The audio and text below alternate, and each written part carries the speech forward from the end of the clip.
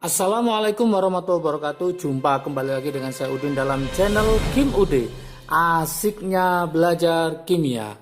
Materi hari ini adalah variasi soal UTBK Kimia 2022 part 1. Nanti ada soal 15 akan saya bahas dalam part 1 dan part 2. Silakan dipelajari dan ditonton sampai selesai ya.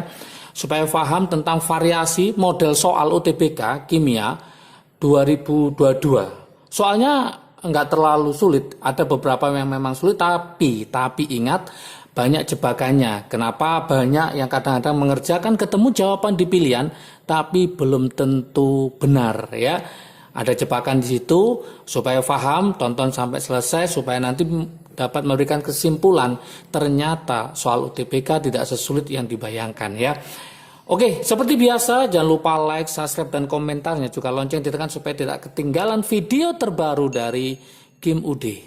Kita bahas soalnya nanti akan saya kasih linknya ya di deskripsi di bawahnya. Silakan nanti dilihat supaya nanti paham tentang soal utuh dari soal UTBK variasi 2022. Oke, kita mulai soal yang pertama. Ini tentang sifat koligatif larutan. Ini wajib dikuasai. Di channel Kim Ude sudah lengkap. Sifat koligatif larutan ada part 1 sampai part 4. Silakan nanti dipahami. Kenapa? Karena kalau hanya paham tidak terlalu banyak ya. Nanti akan ada soal lain maka akan mengalami kesulitan. Jadi harus utuh kefahamannya. Oke, soal nomor 1. Di situ tentang titik beku yang ditanyakan ya. Titik beku yang paling rendah. Soal nomor 1. Manakah titik beku yang paling rendah pada senyawa berikut? Ada banyak pilihan di situ. Ada NaBr, ada Na2SO4, ada K2CO3, ada Al2SO4 3 kali atau KOH. Oke, sebelum saya bahas lebih mendalam, saya kasih trik asiknya dulu supaya nanti paham ya. Trik asiknya. Trik asiknya untuk titik didih sama titik beku ini seperti ini teman-teman semua. Titik didih ya, titik didih dengan delta TB-nya ternyata dia adalah berbanding lurus. Berbanding lurus. Artinya apa? Kalau titik didihnya besar, maka delta TB-nya besar. Kalau titik didihnya kecil, maka delta TB-nya juga kecil. Ini kalau yang ditanyakan titik didih. Soal nomor 1 yang ditanyakan adalah titik beku. Nah, titik beku itu berbanding apa dengan delta TF? Dengan penurunan titik bekunya, ternyata berbanding terbalik. Artinya apa berbanding terbalik? Kalau titik bekunya besar, maka delta TF-nya kecil. Kalau titik bekunya kecil, maka delta TF-nya besar. Delta TF dipengaruhi oleh apa? Delta TF dipengaruhi oleh, masih ingat rumusnya, delta TB maupun delta TF itu adalah M kali KB, satunya adalah M kali KB kali I. Yang ada I-nya berarti sifatnya adalah elektrolit. Delta TF sama M tapi kali KF. Satunya adalah M kali KF kali I. Pada soal nomor 1, M-nya sama. KF-nya tentunya juga sama. Maka ini saya coret karena soal nomor 1 adalah elektron semua. Maka bergantung pada harga I-nya. Titik beku yang paling kecil didapatkan dari delta TF yang paling besar. Delta TF yang paling besar didapatkan dari harga I yang paling besar. Berarti soal nomor 1 intinya apa? Teman-teman harus mencari harga I-nya yang paling besar. Harga I adalah jumlah ionnya.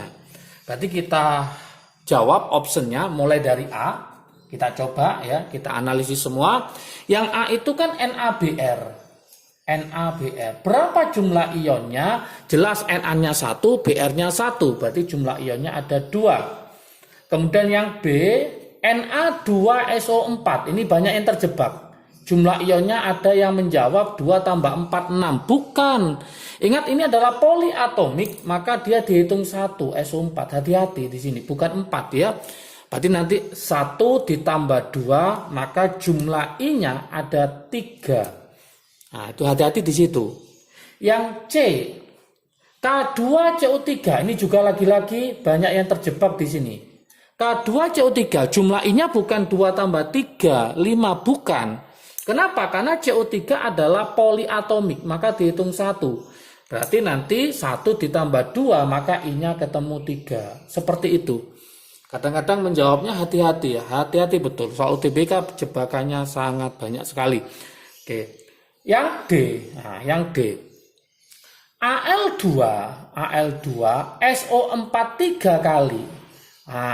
Ini baru SO4-nya dikurungi, maka dihitung sebanyak berapa kurungnya? Sebanyak 3. Berarti 3 ditambah 2, maka I-nya sama dengan 5. Oke, yang terakhir yang E. Yang E adalah KOH. KOH jelas ini gampang sekali. Berarti jumlah I-nya adalah berapa? KOH-nya 1, OH-nya 1 berarti 2. Dari A sampai E, manakah jumlah I yang paling besar? Jelas yang D, yaitu I-nya 5. Maka jawaban untuk soal nomor 1 adalah yang D. Sangat mudah sekali. Ingat soal UTBK yang ditanyakan kalau tidak titik beku adalah titik didih. Maka keduanya ini harus menguasai trik asiknya supaya nanti cepat dalam mengerjakan. Oke. Soal nomor 2. Soal nomor 2 tentang termokimia ya, tentang termokimia. Di situ ada data 1, data 2. Yang ditanyakan, kita langsung ke intinya ya. Yang ditanyakan adalah C grafit ya. C grafit menjadi C intan. Berarti C grafit menjadi C intan. Gimana caranya? Ini juga sangat mudah sekali. Nggak usah ditulis reaksinya, langsung kita pakai data. Data nomor 1 itu tetap. Kenapa ya? Dilihat C grafitnya letaknya di mana. Data nomor 1 tetap.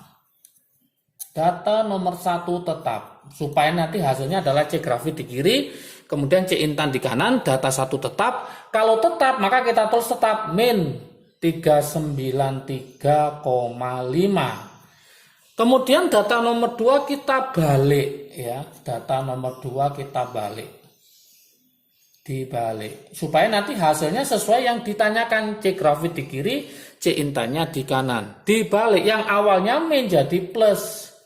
Plus berapa? 395, berapa? 4 ya. Kemudian hasilnya dijumlah. Dijumlah ketemu berapa? Ketemu plus 1,9. Maka jawaban yang betul adalah yang A. Ini nggak ada jebakannya. Yang penting teman-teman harus bisa membuat reaksi C grafit di sebelah kiri Q, C intannya di sebelah kanan K. Jangan sampai kebalik. Kalau kebalik nanti hasilnya juga ada min. Di pilihan juga ada. Oke, harus hati-hati betul ya, harus hati-hati. Oke, soal nomor 3 ya, ini tentang order reaksi. Banyak yang terjebak di sini ya, di data itu langsung dikalikan 2, padahal tidak boleh seperti itu. Kita harus mencari order reaksinya dulu, tidak langsung di tabel langsung dikalikan 2. Hati-hati. Soal nomor 3, mencari order, ingat ya, rumusnya nanti di materi di channel Kim UD, laju reaksi, cara mencari order sudah lengkap di situ, silakan dipelajari juga supaya nanti konsepnya bagus ya. Kalau ada soal yang diubah angkanya atau diubah modelnya, teman-teman bisa mengerjakannya. Oke, ini kalau lihat laju reaksi ini agak mudah. Kenapa? Karena ada yang sama. Biasanya ada beberapa soal itu tidak ada yang sama. Dalam percobaan 1, 2, 3, 4 ini ada yang sama, berarti agak mudah. Oke, mencari ordernya P ya, masih ingat rumusnya? Cari Q yang sama. Q yang sama. Data nomor berapa di situ Q yang sama? Data nomor 2 dan 3. Data 2 dan 3. Berarti kita cari P melawan apa? Melawan laju reaksinya. Oke. Datanya nomor berapa? Data nomor 2 sama nomor 3. P-nya berapa pada nomor 2 dan nomor 3? 0,1 sama 0,2. V-nya di situ adalah 0,32 sama 0,64. Oke, trik asiknya gimana? Ini ke bawah, ini ke bawah. Kalau seandainya di soal itu waktu, maka ini ke bawah, ini ke atas. Ingat-ingat. Sekarang 0,1 ke 0,2 itu berapa kali? 2 kali, berarti 2 pangkat X.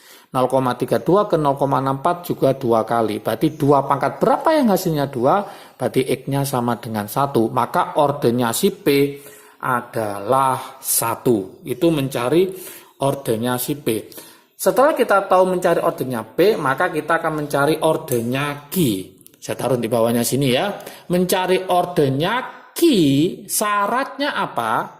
Syaratnya P-nya harus sama. Data nomor berapa yang P-nya sama? Yuk kita cek di situ. Data nomor 1 dan 2. Oke, data nomor 1 dan 2 P-nya adalah sama. Maka saya tulis di sini 1 dan 2. Sekarang karena ini yang dicari Q, maka Q melawan V, datanya nomor 1 dan 2. Silakan dicek data nomor 1 dan 2. Q-nya 0,1, ini 0,2. V-nya adalah 0,16 sama 0,32. Sama dengan mencari ordernya P, ini berapa kali ke bawah, ini berapa kali ke bawah. Berarti kita hitung, ini 2 pangkat Y sama dengan 2, berarti Y sama dengan 1. Maka kesimpulannya, rumus laju reaksinya adalah V sama dengan K kali P pangkat 1 kali Q pangkat 1. Sekarang yang ditanyakan adalah X pada percobaan yang keempat. Banyak yang mengerjakan itu mencari K-nya dulu. Itu gak apa-apa sih, tapi waktu teman-teman nanti akan tersita. Kenapa? Ada 2 kali cara. Lah supaya cepet triknya, langsung aja dibandingkan. Gak usah mencari K, nanti K-nya kita coret. Oke, berarti ini dibagi V1, kita cari V1, kenapa? Karena pada percobaan 1, V-nya itu paling kecil, yaitu 0,16. Loh, apa boleh pakai V2, V3? Boleh, tapi angkanya lebih besar. Maka saya sarankan pakai V1 saja, karena nanti 0,16 ini yang paling kecil. Berarti ini dibagi K miliknya V1, nah, kemudian dibagi P miliknya P1, dan dibagi Q miliknya Q1. Oke, tinggal kita bandingkan saja. Ini kita coret. Lah V-nya ini adalah percobaan nomor 4 yang dicari ya, dibiarkan aja V.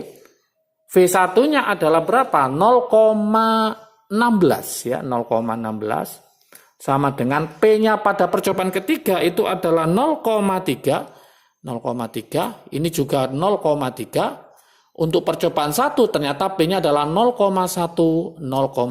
Udah ketemu ya. Ya, berarti mencari V, saya mainkan ke sini ya, mencari V sama dengan per 0,16, 0,3 bagi 0,13, 0,3 bagi 0,13, 3 kali 3, 9, berarti ini hasilnya 9. Berarti mencari V-nya yang ditanyakan adalah 0,16 dikali 9, maka hasilnya adalah 1,44. Sangat mudah sekali jawabannya ya. Berarti jawabannya adalah yang B. Jangan sampai nanti di soal teman-teman di situ kan ada 0,16, 0,32, kemudian 0,64, kemudian dikalikan 2 ya, 1,28. Ada pilihannya, tapi salah. Itulah jebakan di soal UTBK. Jadi pilihannya itu sudah dirancang bagaimana teman-teman menjawab. Menjawab ini ada pilihannya. Jawabannya menjawab ini juga ada. Jadi harus hati-hati supaya nanti nilai UTBK-nya memuaskan. Nanti kemungkinan akan kita buka program ya UTBK, sukses UTBK. Kalau nggak akhir Desember atau awal Januari ya.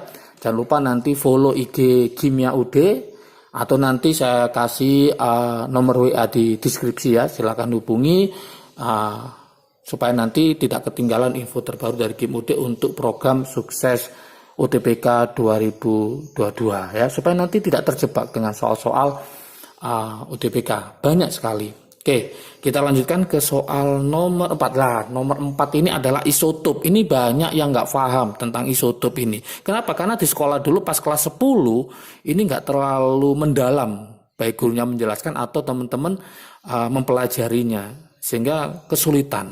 Padahal kalau kita lihat soal ini gak terlalu sulit ya. Oke, soal nomor 4, silakan teman-teman baca nanti ya, soal nomor 4. Soal nomor 4 ini tentang isotop ya, isotop. Masih ingat isotop itu apa sih? Isotop itu adalah nomor atomnya sama, nomor masanya beda. Di sini ada dua isotop ya. Ya, yang pertama adalah X, satunya X karena isotop ya. Nah, nomor masanya adalah 65, satunya adalah 66. Yang 65 ternyata hanya 60%, ini hanya 60%.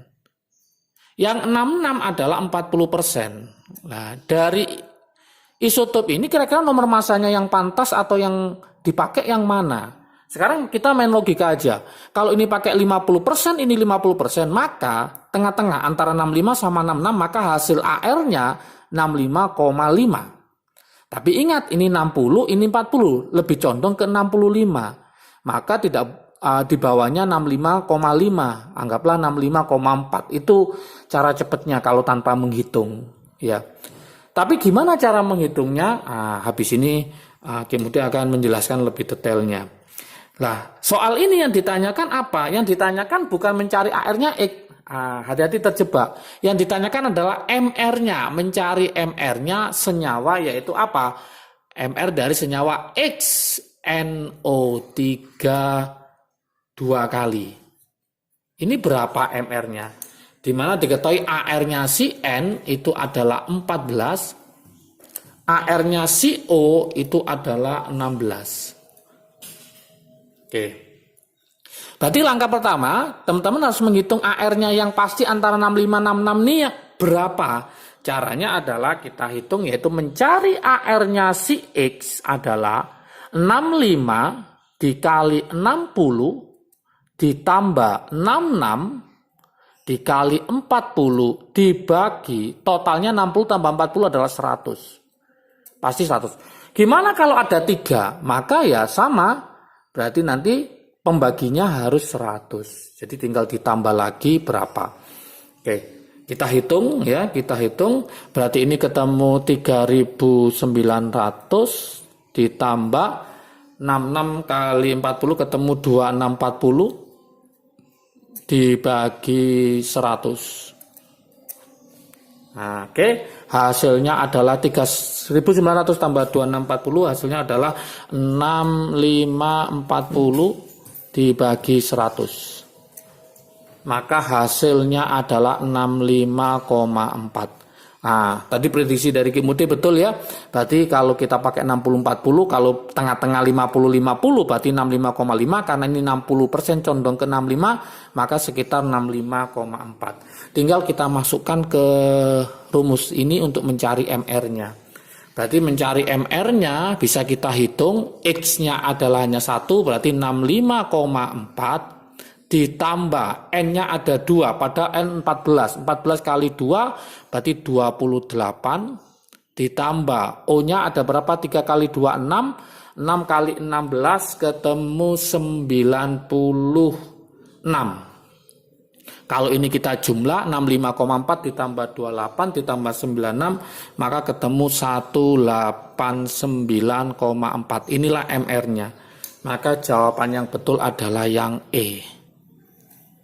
Oke, ternyata tidak sesulit yang dibayangkan, mudah sekali ya isotop. Maka teman-teman di Ki Muti sudah lengkap juga mencari isotop, silahkan dipelajari juga ya.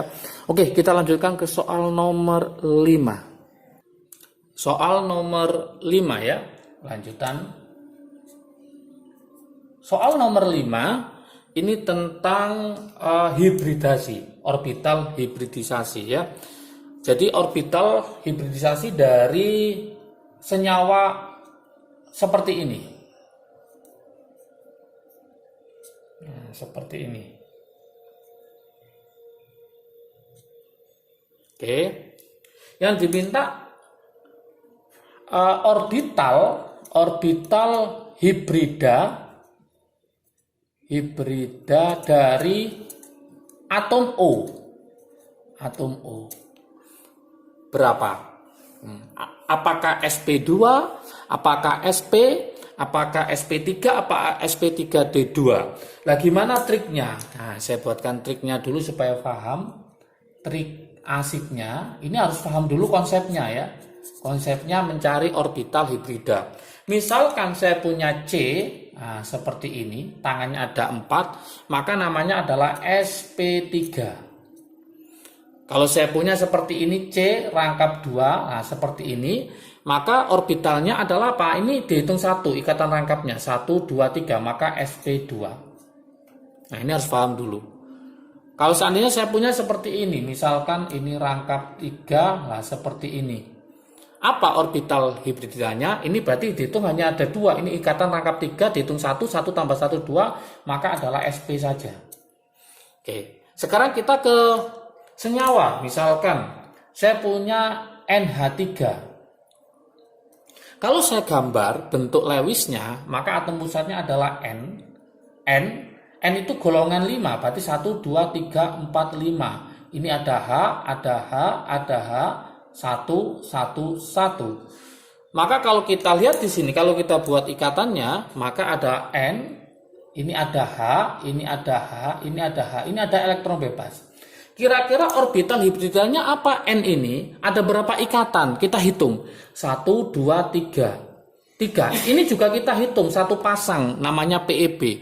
Maka total jumlahnya ada 1, 2, 3, 4. Berarti ada 4. Maka namanya sp3. N-nya ini adalah sp3. Seperti itu.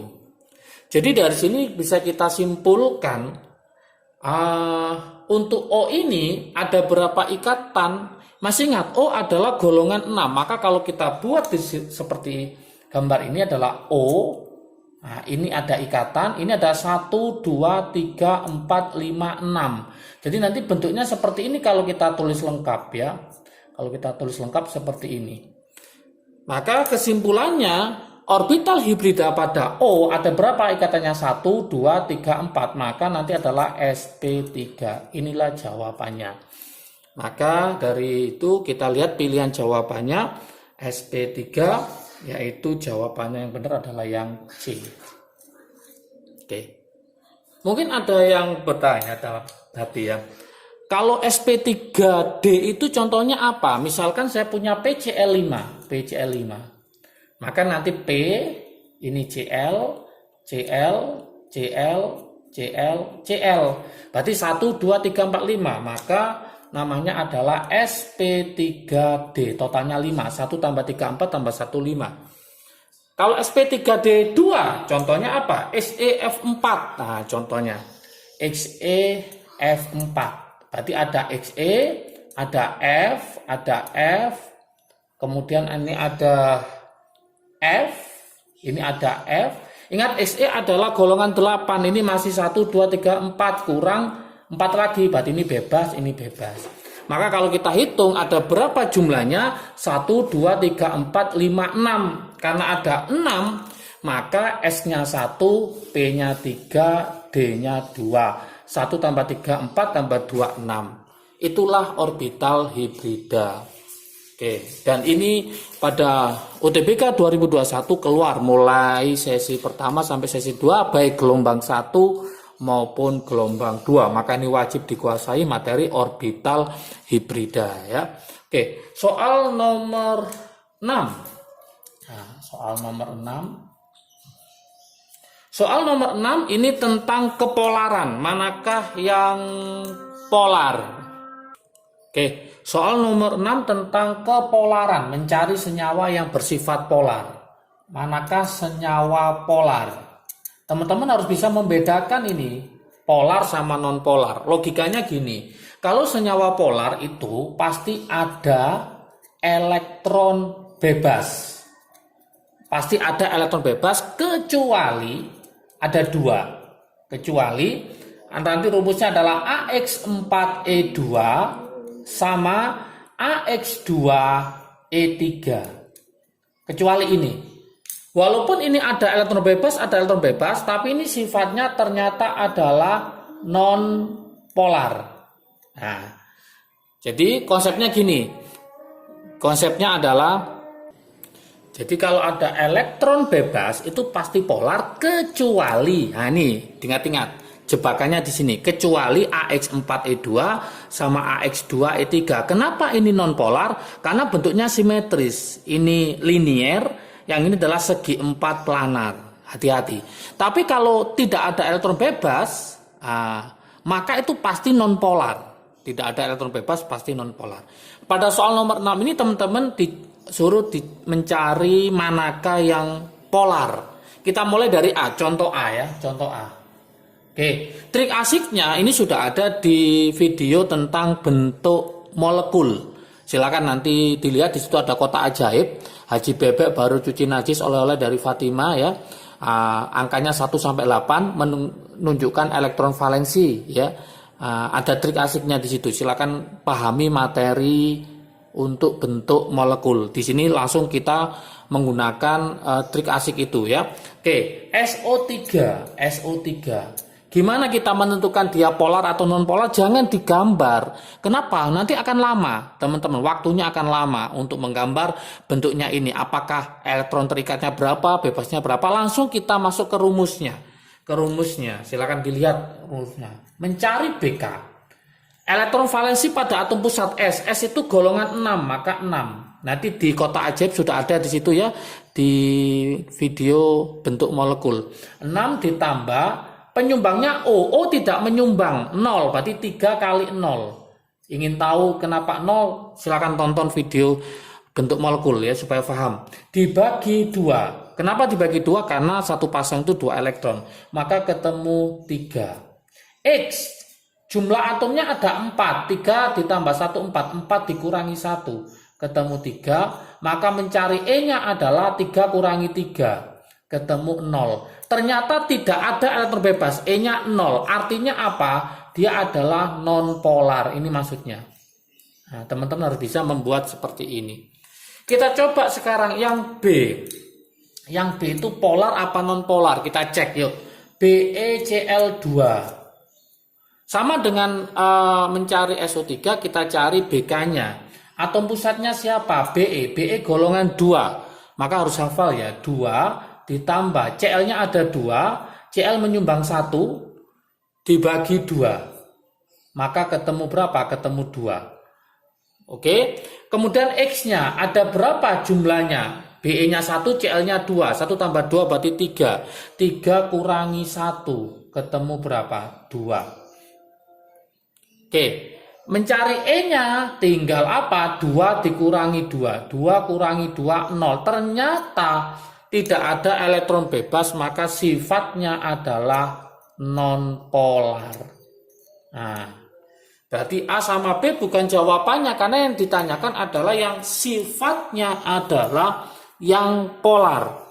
Kita coba yang C sekarang. Kita coba yang C. Kenapa ini saya bedah satu persatu supaya teman-teman paham. Teman-teman paham manakah yang betul ya. XeCl4. Kita cari BK-nya. Xe golongan berapa? Golongan 8. Berarti 8 ditambah 4. Cl nyumbang 1 dibagi 2. Maka ketemu berapa? Ketemu 6. X jumlah atomnya ada berapa? 4 tambah 1, 5. Berarti 5 kurangi 1.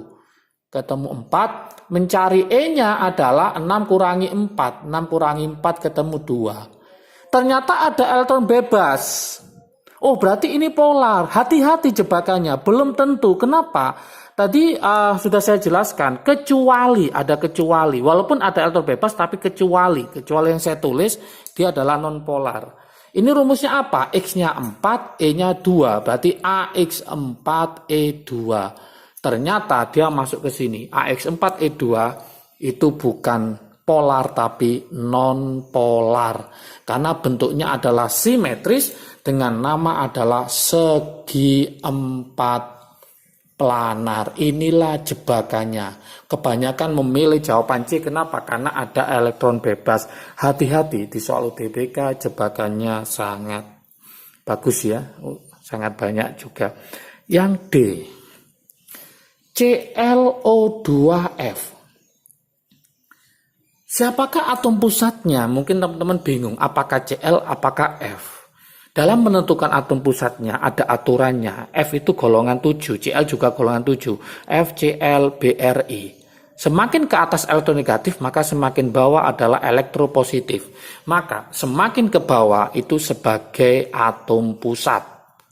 Berarti kalau ada soal F dengan si Cl, siapakah yang sebagai atom pusat? Maka Cl lah yang sebagai atom pusat. Gitu caranya. Berarti mencari BK-nya kita hitung, Cl adalah golongan 7, berarti 7 ditambah. Ingat O tidak menyumbang, berarti 0 ditambah F nyumbangnya hanya 1, berarti 1 dibagi 2. 7 tambah 1, 8 bagi 2 ketemu 4. Jumlah atomnya ada berapa? 1 tambah 2, 3 tambah 1, 4. Ingat 4 kurangi 1 ketemu 3. Maka mencari E-nya adalah 4 kurangi 3 sama dengan 1. Ternyata ada elektron bebas, maka sifatnya adalah polar. Maka jawabannya betul untuk soal nomor 6 adalah yang D. Inilah jawabannya. Loh, kenapa tidak dibahas? Yuk kita bahas kalau gitu. Ya. E itu apa? E itu adalah SiCl4. SiCl4. Si adalah golongan 4, maka mencari BK-nya sama dengan, yaitu 4 ditambah Cl-nya ada 4 dibagi 2 ketemu 4, X-nya jumlah atomnya 4 tambah 1 berarti 5 kurangi 1 4, mencari E-nya sama dengan 4 kurangi 4 adalah 0. Karena tidak ada elektron bebas maka sifatnya adalah non-polar. Ingat, bentuk molekul sama kepolaran pasti keluar di soal UTBK. Prediksi Kim UD untuk 2022 juga masih keluar ya. Oke, soal berikutnya, soal nomor 7. Soal nomor 7 itu tentang nama dari bentuk molekulnya. Di situ ada rumus kimianya yaitu apa? SOCl2. Berarti caranya sama dengan soal nomor 6, kita cari bentuk molekulnya apa ya. Oke, atom pusatnya siapa? S apa O? Lagi-lagi O sama S adalah satu golongan, maka semakin ke bawah maka sebagai atom pusat, berarti S di bawahnya O, maka S sebagai atom pusatnya. Berarti mencari BK-nya adalah S adalah golongan 6 ditambah O tidak menyumbang ya, ditambah Cl-nya ada 2 dibagi 2. 6 tambah 2 8 bagi 2 4. X jumlah atomnya ada berapa? 2 tambah 1, 3 tambah 1, 4. 4 kurangi 1 sama dengan 3. Berarti mencari E-nya sama dengan 4 kurangi 3 sama dengan 1. Maka rumusnya adalah AX3E1. AX3E1 harus hafal namanya adalah segitiga piramida atau bahasa gaulnya segitiga adalah trigonal. Piramida ya, piramida. Berarti jawaban yang betul adalah yang E. Harus hafal ya. AX4 tetrahedral, AX5 trigonal bipiramida, AX6 oktahedral, AX2E2 adalah fisip ya. Kemudian AX4E1 sisau lah, seperti itu harus hafal. Silakan dihafalkan bentuk molekul ya, pasti keluar satu soal. Oke. Soal nomor 8 untuk part 1 ini kita batasi dengan soal sampai nomor 8. Kemudian kita lanjutkan ke part 2 nanti nomor 9 sampai nomor 15. Silakan tonton mulai part 1 sampai part 2 supaya teman-teman bisa paham tentang variasi soal UTBK kimia di tahun 2022. Oke, untuk soal nomor 8 ini tentang pH. pH itu kalau nggak penyangga hidrolisis ya. Untuk soal nomor 8 ini ternyata pH penyangga. Silahkan lihat soal utuhnya. Jangan lupa di deskripsi sudah saya kasihkan nanti linknya ya. Oke, di sini ada CH3COOH ditambah NaOH. Oke, hasilnya nggak usah kita tulis ya, kita pakai trik asiknya aja. Ini ada 70 ml 0,1 M. NaOH-nya adalah 100 ml 0,05 M. Di situ diketahui Ka-nya adalah 10 pangkat min 5, yang ditanyakan berapakah pH-nya. Oke, kita kalikan 70 kali 0,1 adalah 7 milimol. Ada yang merubah ke dalam bentuk mol, nggak usah ya, karena ini satuannya sama ya, 100 kali 0,5 berarti 5 milimol. Ingat, kalau kita reaksikan nanti, pasti yang habis adalah yang NaOH yang kuat, sisa yang lemah. Karena yang sisa yang lemah, maka pasti adalah buffer atau penyangga. Maka kita pakai trik asiknya. Nah, trik asiknya di sini.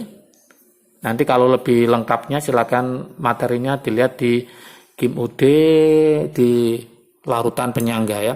Oke, trik asiknya apa? Karena yang sisa adalah asam, maka kita cari H+.